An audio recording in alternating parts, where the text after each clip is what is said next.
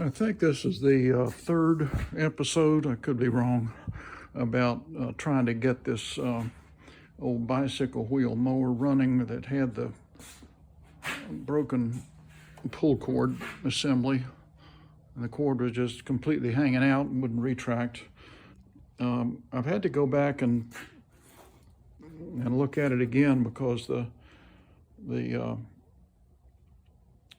assembly I put in to replace it did not work right. It came loose as well, and instead of trying to reinstall it, I think this spring is good. This is what was broken on the other one. That piece there was just snapped off, and that's why it would never rewind. So I got another one of my spares around here, which is this one, this spring. But it didn't stay, and I think it may have been all right. But just what comes loose on these is the center of the assembly. It's held on with a little 5/16 screw, and that screw can come loose, and I think it did. So I just went ahead and put another one on that came off a pressure washer. No,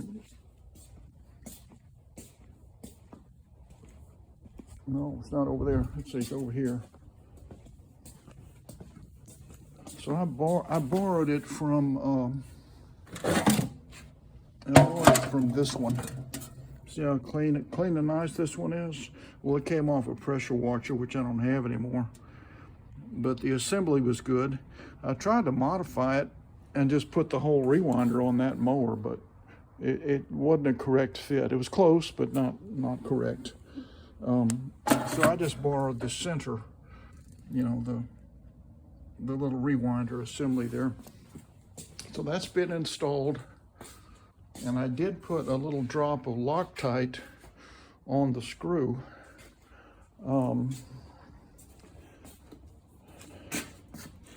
I was hoping I had one here I could show you, but I don't see one. Let's look over here. Yeah, okay, this will be a good illustration. Now, this is not the same type of rewinder. This goes to a quantum engine. But I want you to see this. You see how that spins?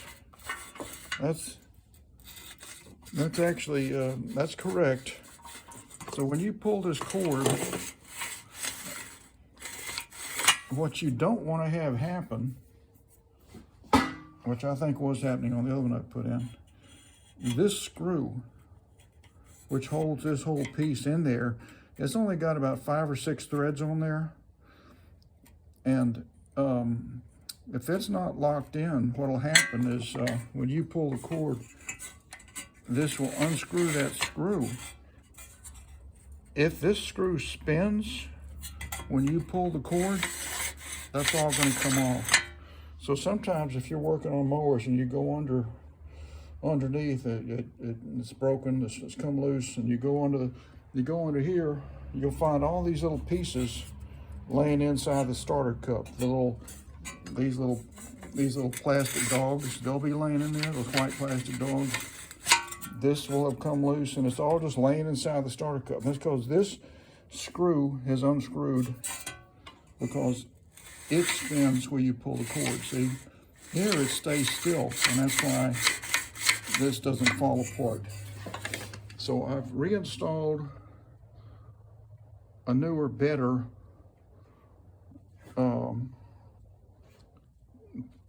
pull cord wheel inside there. I know it's it's in a little better shape than that one. And so far,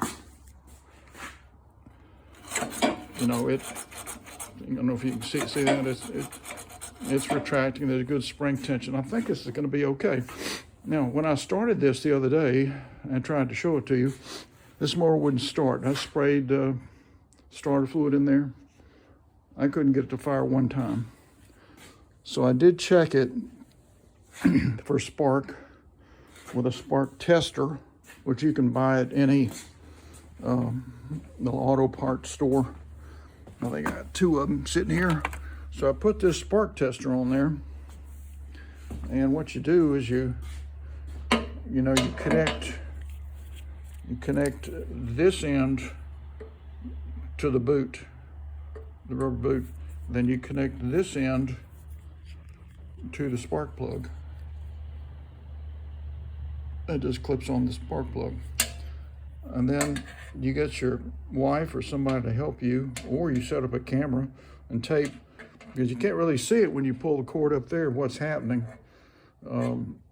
But I pulled the cord, my wife was watching it, and there was 0 spark here, which tells me that there is a bad coil on this mower.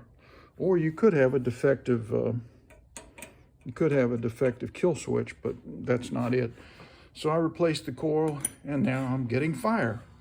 So I think this mower is going to run.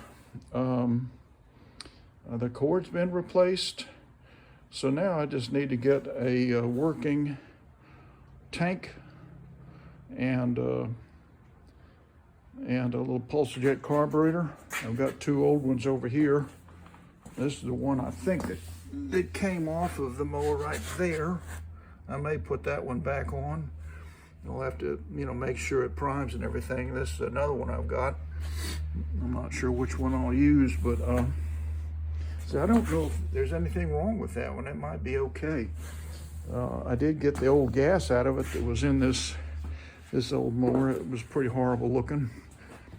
So let's see if we can connect the gas tank to this mower and get this old thing running. Wouldn't that be something?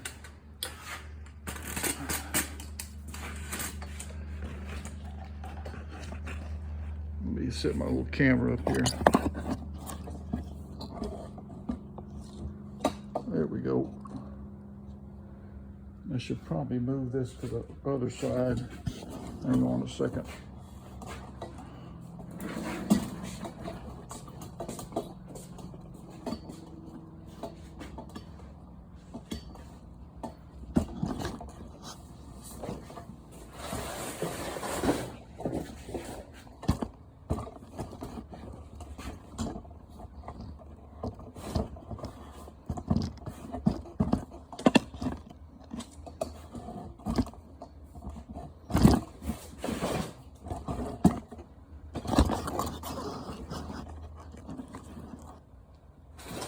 Okay, that's good enough. All right, so I need to get a tank and carburetor and put it on there. And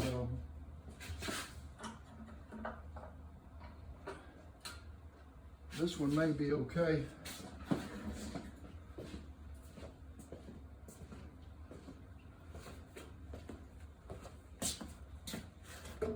All right, so that's the one that came off of this mower.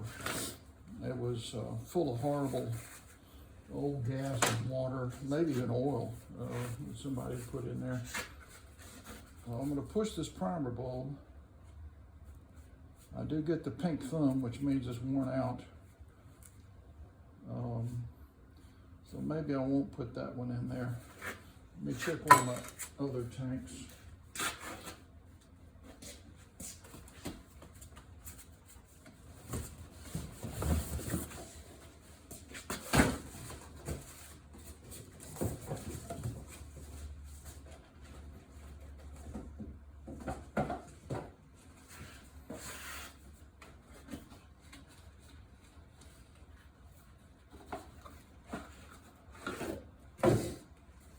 All right, this is a brand new tank and carburetor, but I gotta tell you, I've never seen this before. This tank is plastic. I got it off the internet. It's Chinese, obviously, and it's funny to me what they do. This thing is light as a feather.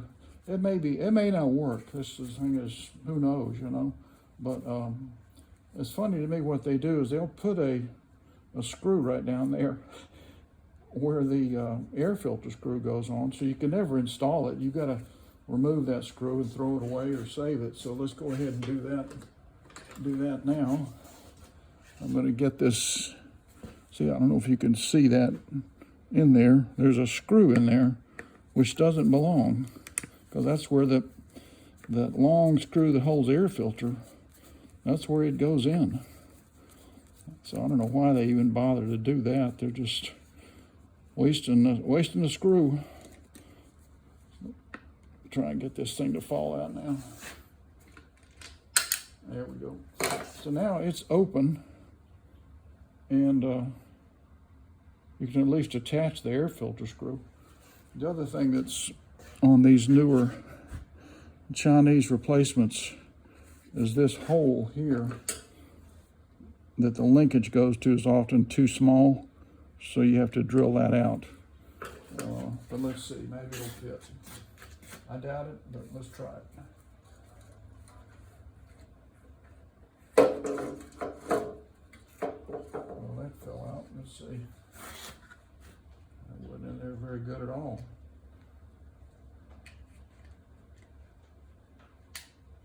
Okay, that's a little better. Let's see if I can grab this end, which is right there, and see if it's going to fit in the hole of that butterfly. And no, it does not. So I'm going to have to drill that out. Let me get the little drill bit that I use for that, which is this thing. That may be a little big. Yeah, maybe a little big. Let me see if I can get another one that's not quite so big.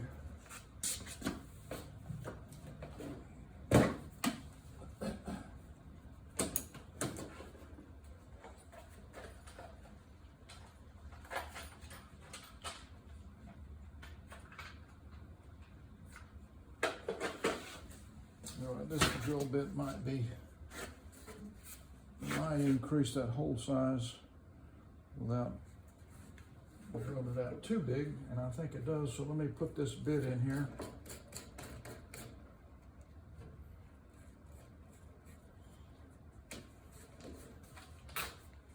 So I'm customizing this, all right?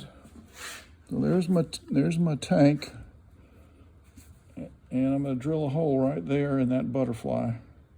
The hole's already there. I'm just increasing the diameter. All right, that was pretty good. Went in there easy. So now it's bigger. Let's see if it'll go on now.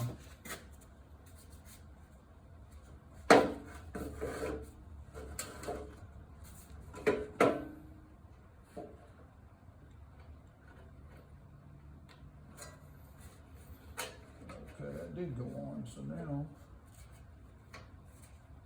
I got to get that thing out of the way. Let's see.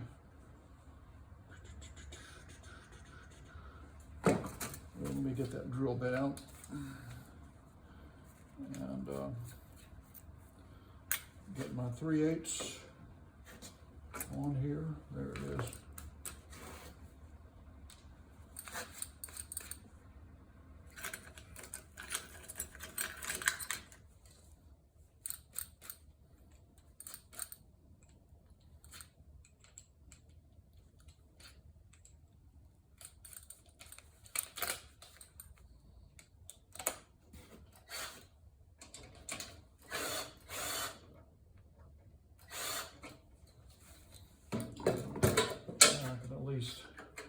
Move that piece out of the way.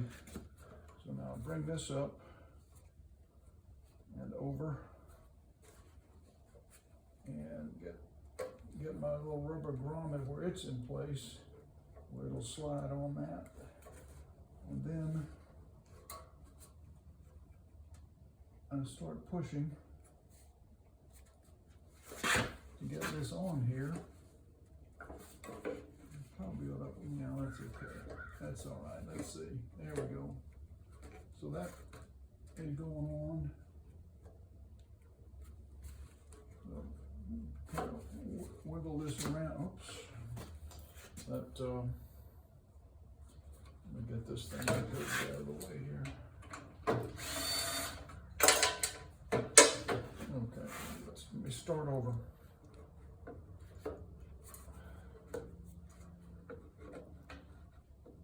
The reason I'm having to start over is this little gasket and retaining clip keep falling off, okay? So let's try and put it back in there. Oh, this stuff, this may not work because it's so cheap. There's a retaining clip which was stuck on the manifold. See, that just doesn't, it doesn't fit tight at all. It may not stay. Let me hit this manifold with a metal brush and try and get some of this debris off of here. No, it's not really fitting in there too well. Let me get a small screwdriver and just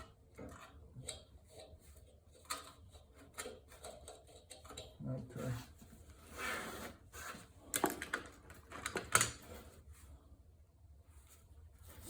Let's try again.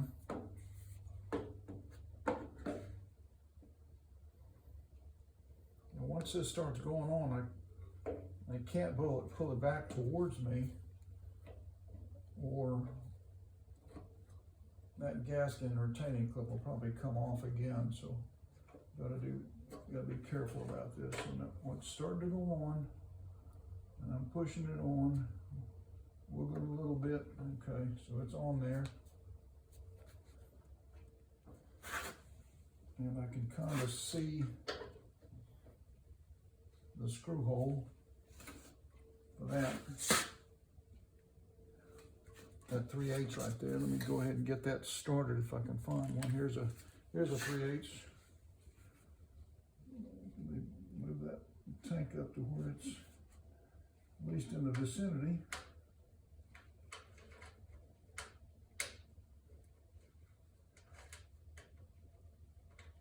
Again, I should have looked at that to see if it's plastic or metal that this screw is going in.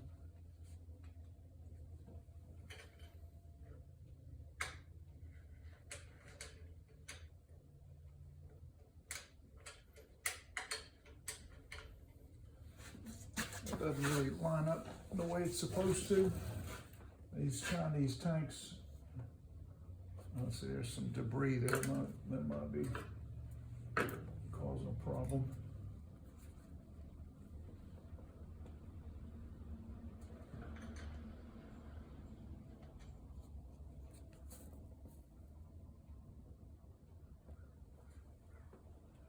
You can see that.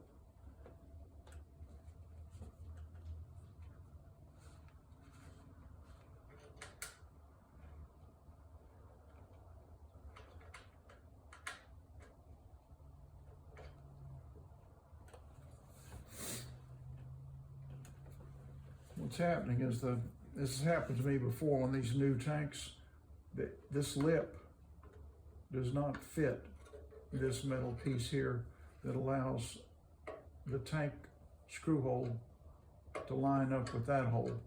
And so it never does, you can never get the screw to fit unless you start to modify this piece by grinding some of that off or removing some of the tank.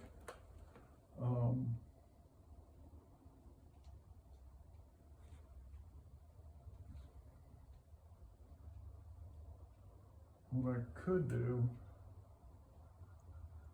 is loosen those 3 screws, and then this piece then will become movable. I might be able to do that. I mean, what a hassle though. Wow. So I think what I'll do is go back to the original, which is this one.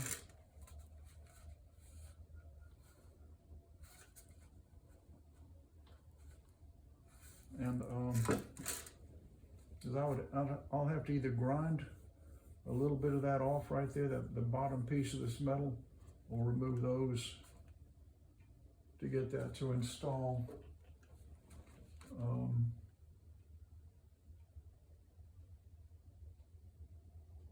Even if I move those, I don't think that's gonna work. So anyway, when you come back, I'm gonna have a tank installed. Let me show you what I'm talking about here. See this? See that hole, even though that's flush, see it's flush now, but it's not lined up. You can see that screw's not gonna go in there. And I run into that all the time with these Chinese tanks. Okay, when you come back, I'll have a tank on here of some kind.